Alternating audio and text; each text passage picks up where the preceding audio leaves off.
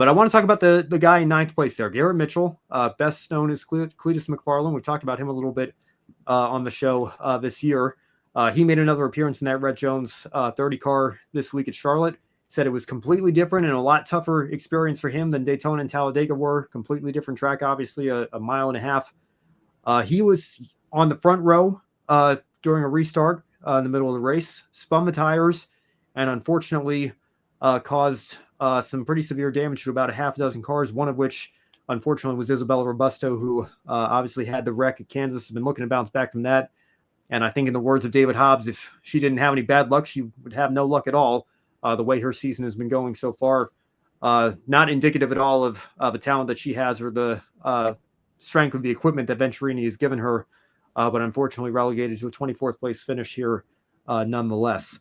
So, Brandon, it brought up some questions and conversations. There were some ARCA drivers. I know John Garrett in particular was not too happy with Cleetus and saying that you should know your place and maybe somebody that doesn't have very much racing experience should not be starting at a level like this or shouldn't be in the series at all. What's your take on Cleetus McFarland being in the ARCA Menards Series now that we're 3 races into this experiment here? Obviously, he brings a large audience of his through YouTube and social media to this series, but it does come with some risks and consequences like this. He's kind of at the center of some not so pleasant attention here. Yeah, he said it certainly is not like Daytona was. It's a different animal there when you go to Charlotte.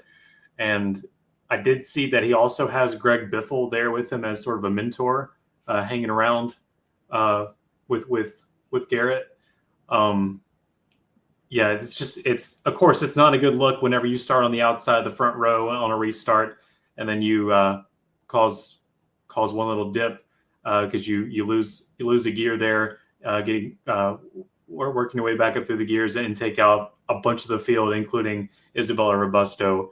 And so, yeah, it didn't look good, but I don't think this means he should never be in that seat with Rhett Jones or in this series to begin with. I think that's kind of cheap, after something that happens like this. But and also I think the ARCA Menards Series is very fortunate to have Cleetus McFarland be a part of their series as heavily as he is right now, with the attention that he gets on his own, bringing that into the series. And I'm not saying that's the only, like that they should be thankful just because he's got the popularity, but I mean, he may not be the naturally work their way up through the ranks sort of driver like the rest of these here, but I'd say he has as good a chance.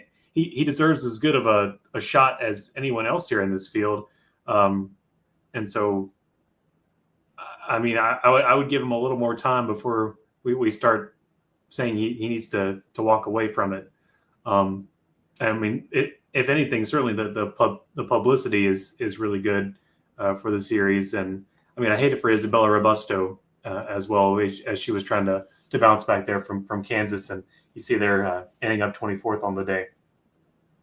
Yeah, and she will. She's still got plenty of starts this year. I can't help but think back to Gracie Trotter 4 years ago, who had some bad luck to start her Venturini stint in 2021, but she didn't have the benefit of running a full schedule. She was only on a 10-race deal and kind of fizzled out for her, unfortunately, after that. But I think it's inevitable at some point. It's got to turn around for Isabella, and it did at Talladega. To be fair, she had a strong third-place run there and could maybe replicate that, in some races coming up. But yeah, unfortunate for her, especially, and everybody that got taken out in that incident.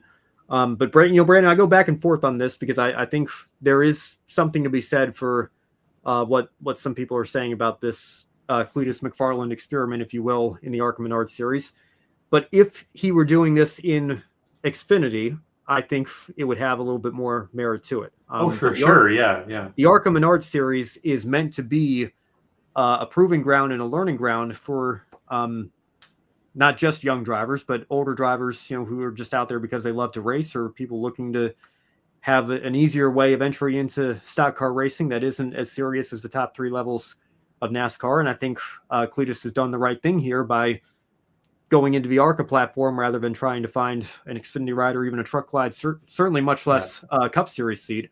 It's not to say that he maybe doesn't have Cup ambitions 3 to 5 to 7 years down the road, but as for right here, right now, I think I can't really say I have much of a problem with him being in the ARCA Menards Series. And I don't think, I mean, as evidence, even with the issue and the slight damage that he caused, he still came away with the top 10. I don't think it's a lack of speed. I think it's a lack of experience for him. But again, everybody's got to learn somewhere. And I don't think that he's nearly as much of a hazard out there as, again, with all due respect to the smaller teams. I think I was hearing on social media this weekend how many teams were being warned by ARCA because we're at 1.5 miles that they had to pick up the minimum speed. I think the minimum speed threshold needs to be a little bit higher in ARCA at some of these tracks personally. But, some of those back markers that are out there, again, not because they want to be running that slow. They're doing the best with the limited resources that they have, and that gap is massive in a series like this.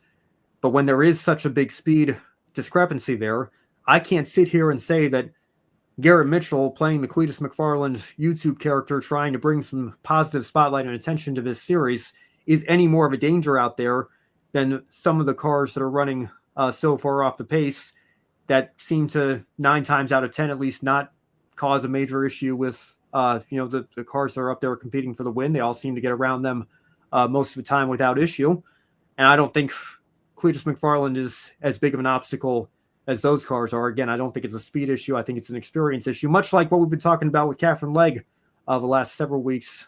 She tries to make this next chapter for career work in stock car racing. So I think that's going to come with time, but I don't see a reason to deny him the opportunity to come race in the ARCA Menards Series and gain that experience and bring that spotlight to this platform. Yeah, I mean, of course, if it was Xfinity or Cup or truck, we would be having a completely different conversation. But yeah, I mean, if like someone like Pee Wee Herman wanted to come be in racing, I would send him to the ARCA Menards Series. That's just where that needs to happen. I mean, anybody. Frankie Muniz. Yeah, Frankie Muniz. Yeah. Well, I mean, Frankie Muniz does have a little more, the Atlantic open wheel background and things like that. So set up a little bit more for success, but still, anyone entry level, if you've got the funds, if you got the backing, you need to go to ARCA. Yeah, and again, I mean, Cleetus is a car guy. Like, it's not like he doesn't know how to go fast and drive cars, right? And he owns he owns the Soto Speedway now, known as the Freedom Factory. I mean, and he has racing it. Like, if you go to the third turn, it's not as extensive of a resume, but he does have some racing experience in stadium super trucks, which again I know is a very different discipline. But it's not like he's one of the Paul brothers out there, trying to YouTube his way into this sport here. I think he's not putting up pay-per-view fights. Don't worry. Yeah, he's a little more qualified, I think, than they are. Not to say that he's got the most extensive resume out there, and that he shouldn't be held accountable for his mistakes, because he did make a mistake, and it unfortunately ruined a couple of drivers' nights here, while he was able to carry on and still come away and salvage a top 10. So, I'm not saying he's above criticism there, but to say he doesn't belong in the series, I think is a little bit of a step too far. So again, hopefully he can turn it around and we see him back out here again a couple more times later this year. And also, he has more personality than most of the National Series grids combined. There's that too. Just being honest. You don't have many good characters. You guys are desperate for personality. I think you got quite a lot of it. He's full of it in Garrett Mitchell. So yeah, for sure.